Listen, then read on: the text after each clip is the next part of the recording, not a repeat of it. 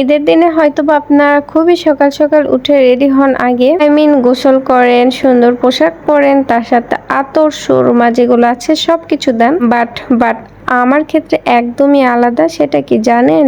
আমি আমার বাসায় আমার দাদি আর আম্মুর সাথে রান্নাবাড়ির আয়োজন করি আর তাদের সাথে থাকি যে কখন কি দরকার হয়, কখন কি লাগে। এর আগের বছর হয়তো আমি ভিডিও করতাম না, ঠিক আছে, বাট আমি কিন্তু এরকম ভাবে আম্মু দাদিদের সাথে থাকতাম। তাদের কখন কি লাগবে, কখন কি দরকার আমি কিন্তু এগিয়ে এগিয়ে দিতাম, কারণ তারা ওরকম ভাবে অত তাড়াহুড়ো করে সবকিছু রেডি করতে পারে না। তো যাক, যেহেতু আমার দাদি আছে বেঁচে, আমার দাদি কিন্তু রান্নাবাড়ি সবকিছুর আয়োজন করে, আমাদের কিন্তু হাত দেওয়াই লাগে না বললেই চলে। আজকে আপনারা কে কি রান্না করলেন, কে কি খাইলেন বলেন তো? আর আজকে যেহেতু ঈদের দিন, আপনারা সবাই আমাকে সালামি দিবেন না, এটা কোনো কথা গাইস? এখন পর্যন্ত আমি একটা টাকাও সালামি পাইনি, আমাকে শুধু দেওয়াই লাগতেছে। এটা কি মেনে নেওয়া যায়? আর আজকে আমি রান্না করব গরুর মাংস আর মুরগির মাংস। সো এখানে আমার দাদি সম্পূর্ণ মশলা, পেঁয়াজ থেকে শুরু করে আদা বাটা, জিরা বাটা, তার সাথে তেজপাতা, তারপর হচ্ছে এলাচ, দারচিনি সবকিছুই কিন্তু পরিমাণ মতন করে দিয়ে নিচ্ছে। আসলে আমি যদি দিতাম তাহলে একটু একটু করে দিতাম,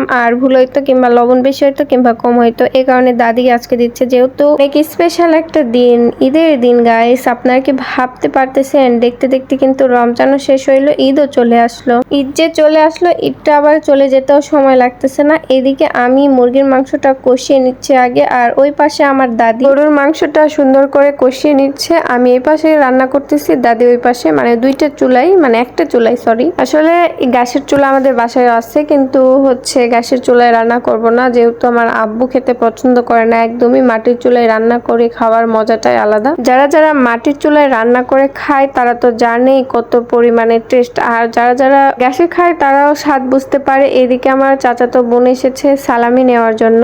ওই যে হাতে কতগুলো টাকা নিয়ে আসে, ভাবাই যায় না।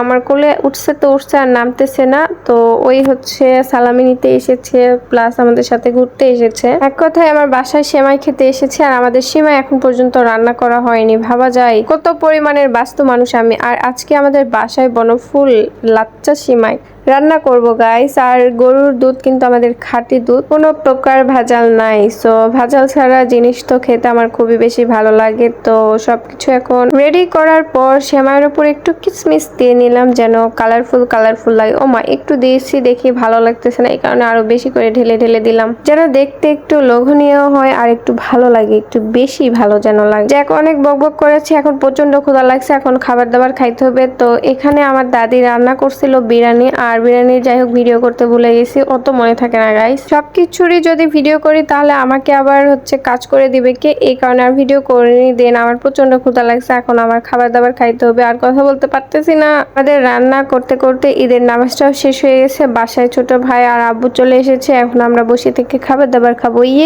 কত যে কষ্ট করে রান্না করলাম, এখন তো সুন্দরভাবে মজা করে খাবো। তো আজকের ভিডিওটা এতদূর পর্যন্ত, আল্লাহ হাফেজ। আর আপনারা কে কি রান্না খাইলেন, কে কোথায় ঘুরতে গেলেন অবশ্যই কমেন্টে জানাবেন। আর ভিডিওটা ভালো লাগলে অবশ্যই লাইক কমেন্ট শেয়ার করে যাবেন।